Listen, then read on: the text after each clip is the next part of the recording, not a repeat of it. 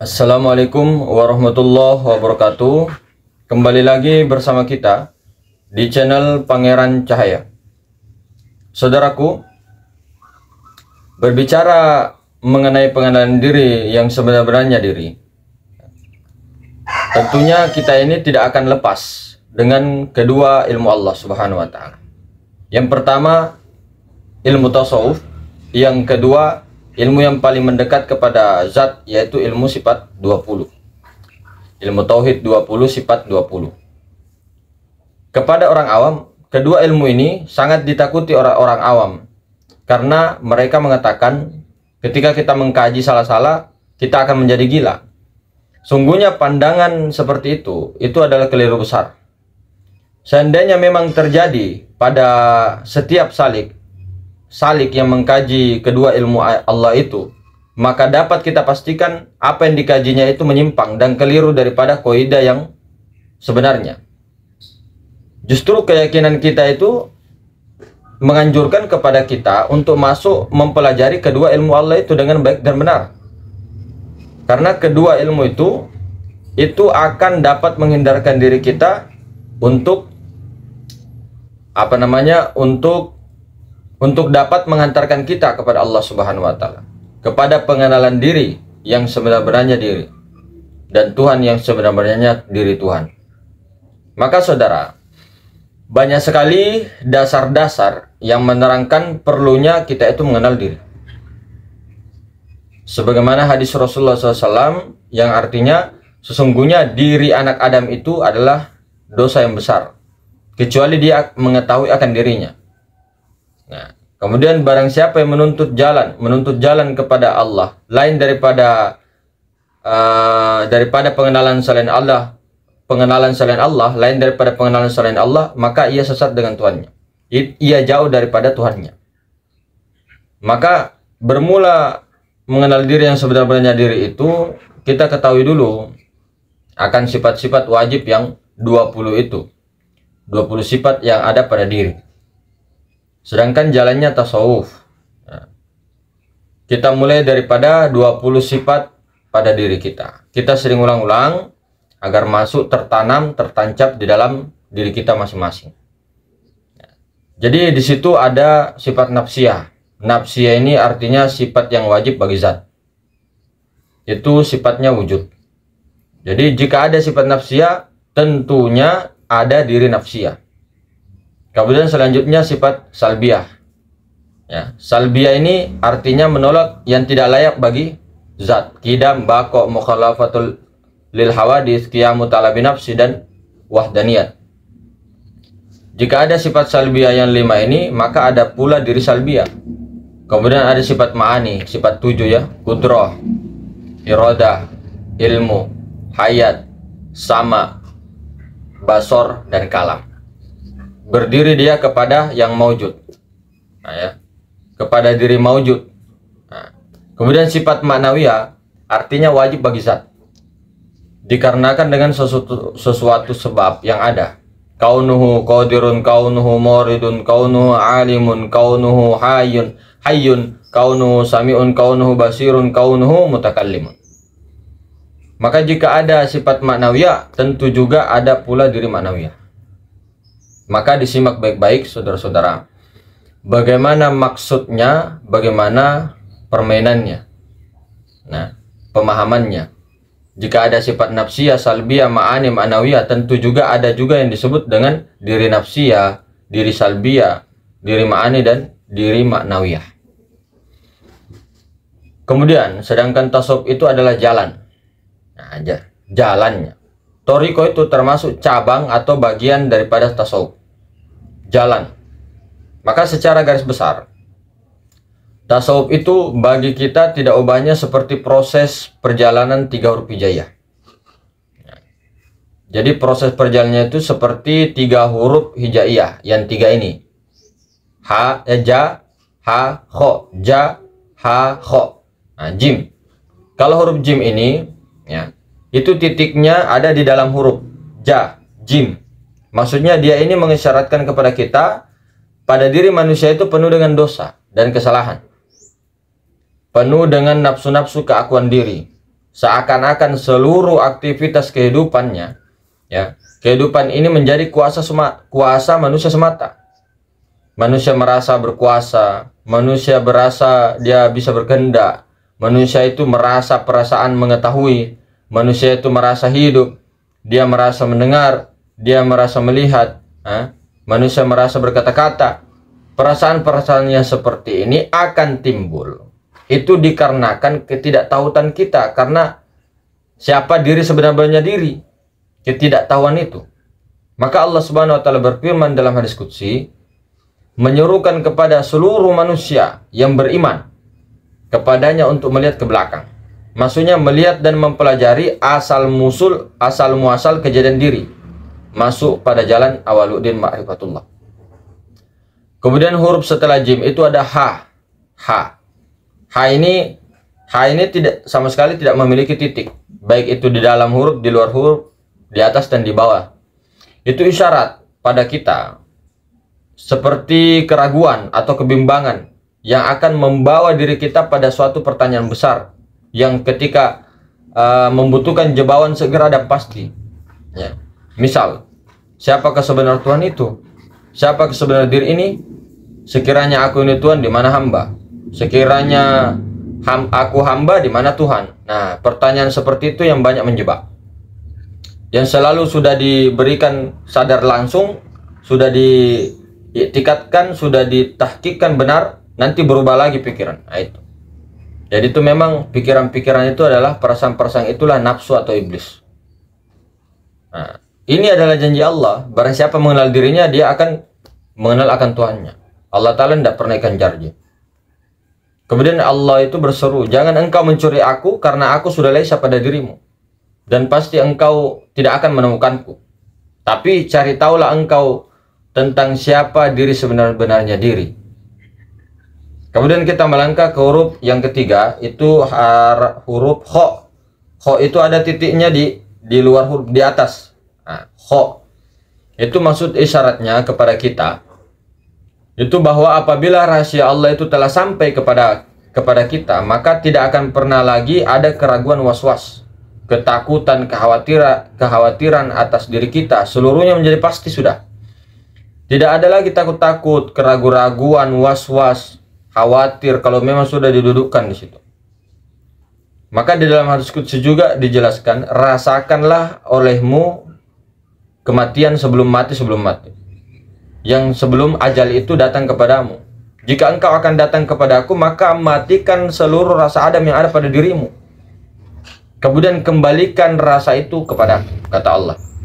Sesungguhnya dirimu itu, kata Allah, sebenarnya sudah mati sejak awal, yaitu ketika dirimu itu terlahir ke dunia yang fana ini, yang hancur ini, yang lenyap ini, yang binasa ini. Namun oleh karena ada pada dirimu bersemayam rasa Adam, perasaan yang bermahkotakan nafsu, maka kamu merasa hidup. Seperti itu. Kemudian keterangan-keterangan di atas, kita lanjut kepada tasawuf.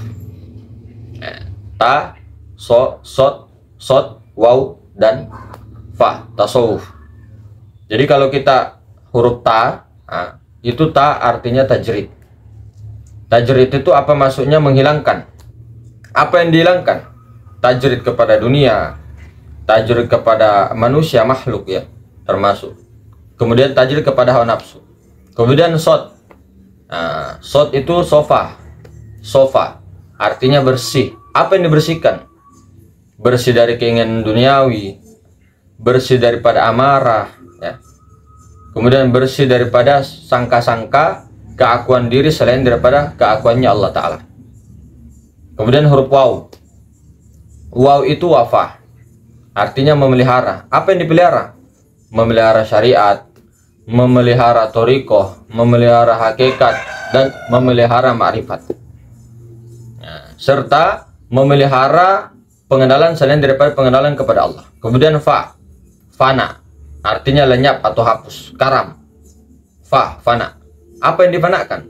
Fana ilmu, fana ain, fana hak, fana af'al, fana asma, fana sifat, fana zat.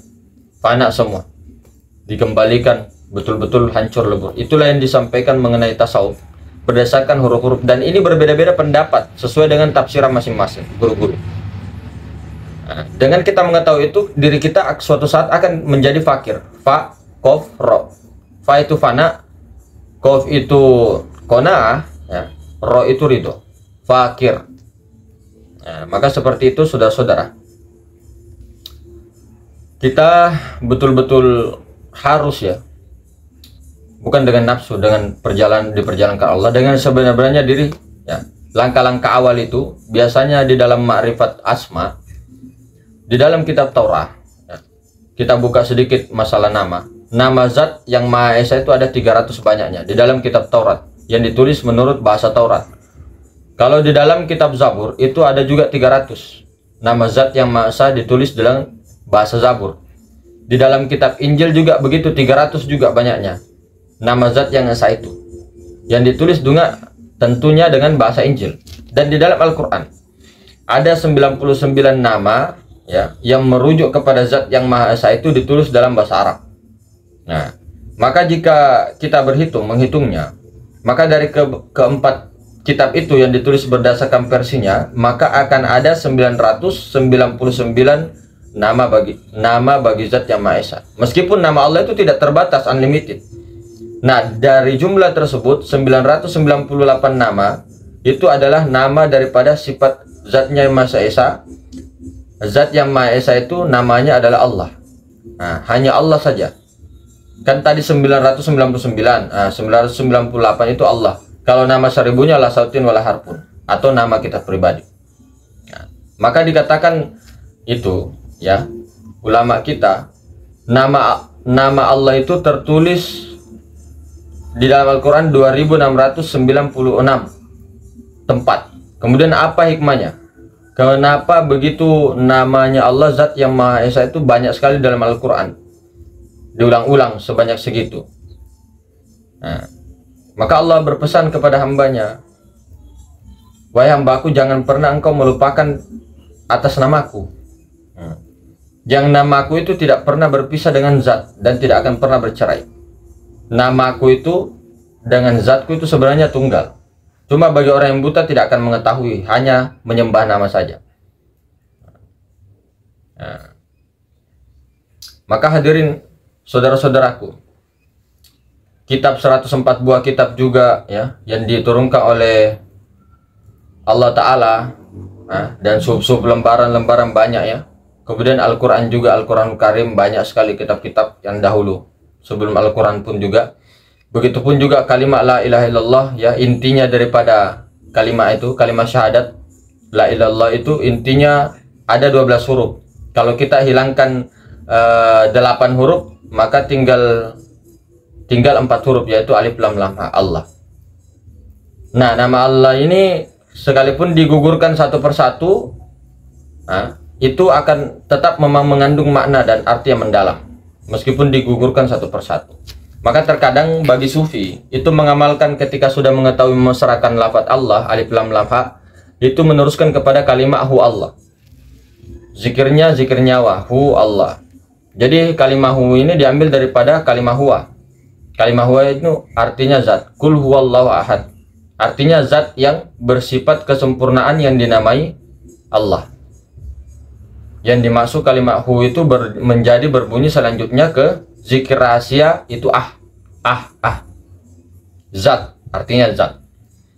Maka bagi sufi, nafas yang keluar masuk, naik turun semasa kita masih hidup itu berisi amal batin, yaitu hu, kemudian turun Allah, masuk hu, keluar Allah, begitu. Tapi itu tidak dibunyi-bunyikan, itu jalan dengan sendirinya tanpa membunyi-bunyikan. Ke bawah tiada terbatas, ke atas tiada terhingga. Seperti itu saudara-saudara. Jadi kemudian ketika kita menggugurkan kalimat Allah itu, ya, lam awal dengan lam akhir kita gugurkan, itu tinggal 2 huruf. Alif dengan ha, yang awal dengan akhir, pangkal dan akhir, yaitu alif dengan ha, alif ha. Itu dibaca dibaca.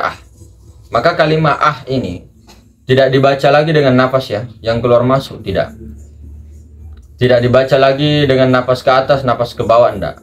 Tapi hanya dibaca dengan titik, dibunyikan titik. Jadi kalimat ah, jika dituliskan dari kalimat huruf terdiri dari kalimat bahasa Arab, jika dituliskan dari Arab, itu ada dua huruf, alif dengan ha. Itu intaha, artinya kesudahan dan keakhiran. Intaha, alif ha. Seandainya kita berjalan mencari Allah, tentu ada permulaannya. Dan tentunya ada kesudahannya.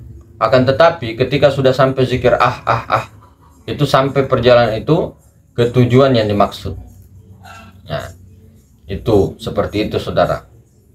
Tentunya diperjalankannya ini bahasa akal saja. Kemudian ketika kita gugurkan huruf awal, ya, itu tadi itu sangat luar biasa itu, luar biasa itu. Alif dengan ha itu tadi, ketika dipisahkan dihancurkan lam awal kemudian lam akhir, tinggal ada alif ha. Itu luar biasa itu, dipakai biasanya para sufi hingga nanti suaranya melebur kepada titik saja, seperti yang kita bahas kemarin, zikir nuqta goib, ujung-ujungnya ke situ. Nah, kemudian lam awal dan lam akhir yang dibuang tadi ketika disamakan itu nafi dengan isbat. Nah, seperti itu.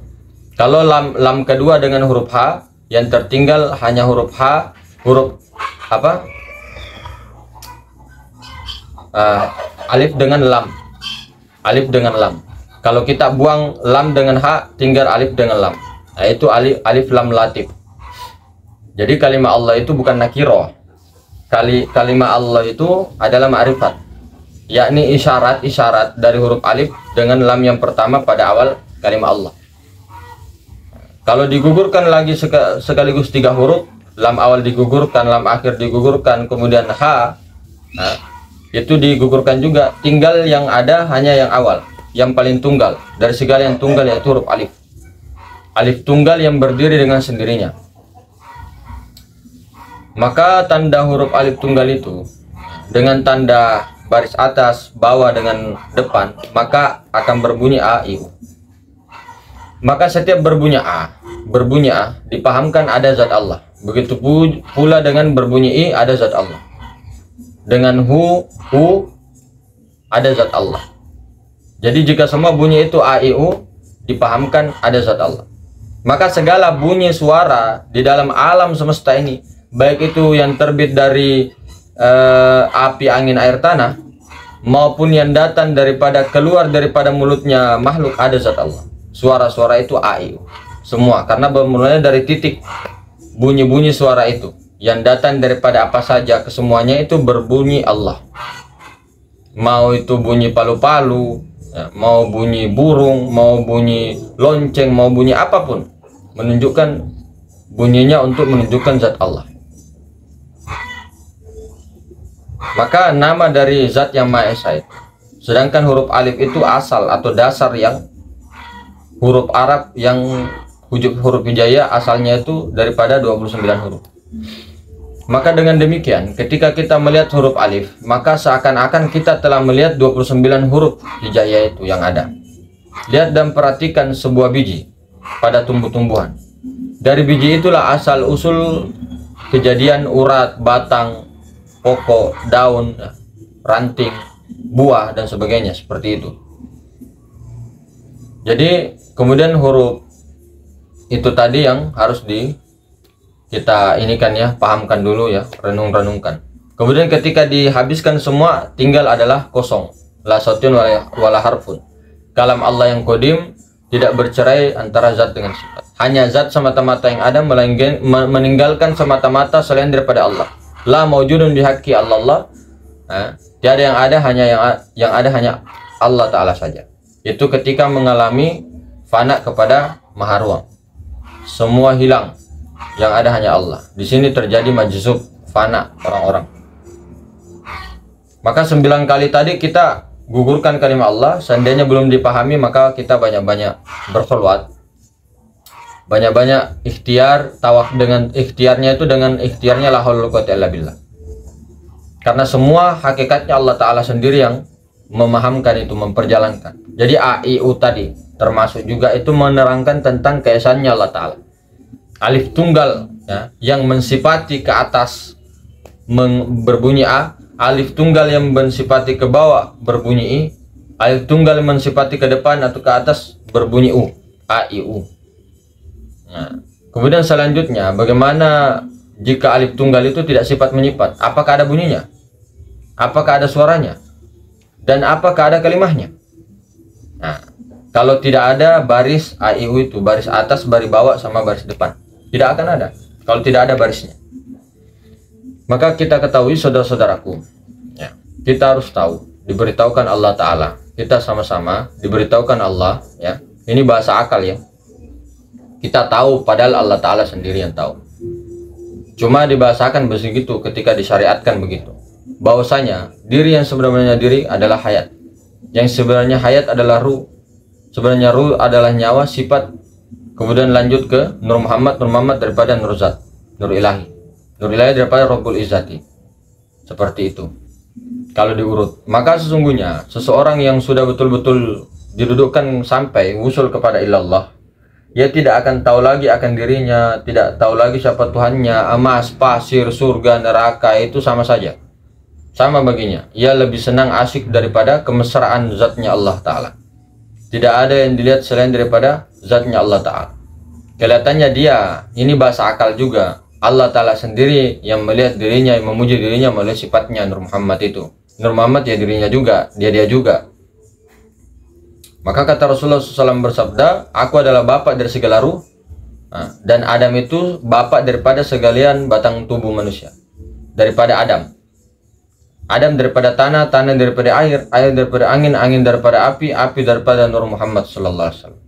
Maka dengan demikian, maka nyata bahwasanya batang tubuh dan ruh kita itu adalah jadi daripada Nur Muhammad itu sendiri. Muhammad juga namanya, tiada yang lain. Maka sesungguhnya tubuh kita yang kasar ini tidak akan pernah dan tidak akan dapat mengadakan pengenalan kepada Allah, melainkan dengan Nur Muhammad sendiri yang akan mengenal. Karena itu adalah rahasia dirinya. Itulah sebabnya dinamakan pohon bustah atau hampir pada wujudnya. Tidak akan bisa kita ini yang merasa sampai kepada Allah, kecuali kita leburkan, fanakan kepada Nur Muhammad. Tidak bisa kita langsung kepada Allah tanpa Nur Muhammad. Maka adapun wujud Allah Ta'ala itu, sekali-kali jangan ada wujud yang lain daripada wujudnya Allah Ta'ala. Itulah yang sebenarnya diri.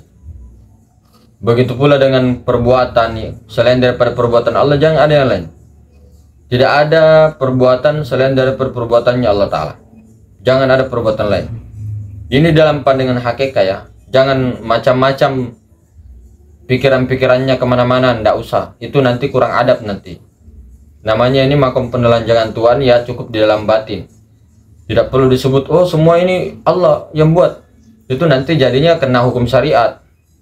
Makanya ilmu batin itu dipakai di ilmu batin, bukan di syariat.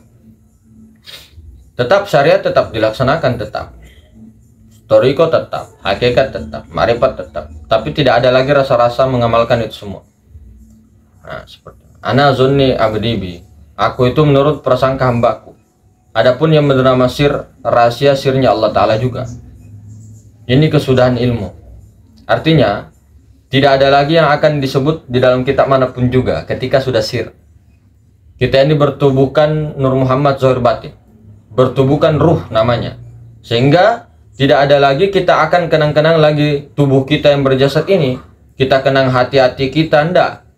Ada tangan kita, mata kita, telinga kita, ndak. Kita sudah bertubuh ruh. Jadi bertubuh ruh. Jadi zahir batin Nur Muhammad, bertubuhnya Nur Muhammad, bertubuhkan batin, tapi batinnya itu zahir. Nah, maka Muhammad juala yang berdama menjadi tubuh kita pada hakikatnya, bukan kepada kita melihat kepada jasmani ini. Jadi Allah Subhanahu wa Ta'ala berdiri di atas hukum, dan Muhammad itulah yang menjalankan hukum. Maka itulah berlaku hukum sebagaimana adanya. Maka ketika sudah mi'raj ke mahruan, ke fana, kembali kepada makom hamba, makom bako, makom Nur Muhammad, makom Muhammad. Bukan kita menjadi hamba. Tidak. Dia juga sifatnya sendiri. Nah, maka sebagian ulama mengatakan antara dirinya dengan Tuhannya sedang asik, pandang memandang, tiada berkesudahan ya. tiada berkeputusan, tiada berkedudukan lagi. Pandan dan pujinya itu tidak ada lagi lupa lagi, tidak ada putus lagi. Putus tandangan selain daripada Allah Ta'ala. Apa saja yang dipandang oleh diri, sejauh mata memandang kepada dirinya dan semua didengarnya semuanya, kanan, kiri, atas, bawah, zohir, batin yang dirasakan, kesadarannya puji bagi puji. Puji bagi Allah. Semuanya puji bagi Qadim. Qadim memuji Qadim. Dia tidak ada lagi rasanya dia memuji Allah, berzikir kepada Allah, tidak ada lagi rasa-rasa seperti itu. Dia rasanya sudah melebur. Semua yang dipandangnya kepada diri atau semua keseluruhan zat, sifat, asma dan afal. Inilah ilmu yang dinamakan laut wujudullah yang amat luas, yang sangat dalam, yang tidak akan bisa dicapai dengan akal, tidak akan tersurat lagi oleh tulisan, dan tidak akan terucap lagi dengan kalam. Bila harfin wala sautin, tiada huruf, tiada suara. La ya'rifunaka illallah, tiada yang mengenal Allah melainkan Allah, tiada yang mengenal Allah melainkan Allah juga. Jadi kita camkan baik-baik bahwa pengenalan diri itu yang tidak dihakikatkan, yang tidak pula dimakrifatkan lagi. Akan tetapi berlaku dengan sendirinya. Tidak perlu lagi kita mengaku kita yang berhakikat, kita yang bermakrifat. Enggak. Jangan pernah juga mengaku ada rasa-rasa jasad kita ini, jiwa kita ini yang merasa bahwa kita yang mengenal Allah. Enggak ada. Habis sudah pengenalan. Araftu Rabbi bi Rabbi. Ku kenal Tuhanku dengan pengenalan Tuhanku juga. Jika demikian adanya, jangan dicari lagi, karena Allah Ta'ala itu sendiri sudah laisa kamitslihi syai'. Pada dirimu dan pada meliputi segala sesuatu berbarengan siang dan malam. Mungkin begitu saudara-saudaraku. Lebih dan kurangnya dimaafkan. Subhanakallahumma bihamdik, asyhadu an la ilaha illa anta astaghfiruka wa atubu ilaik. Assalamualaikum warahmatullahi wabarakatuh.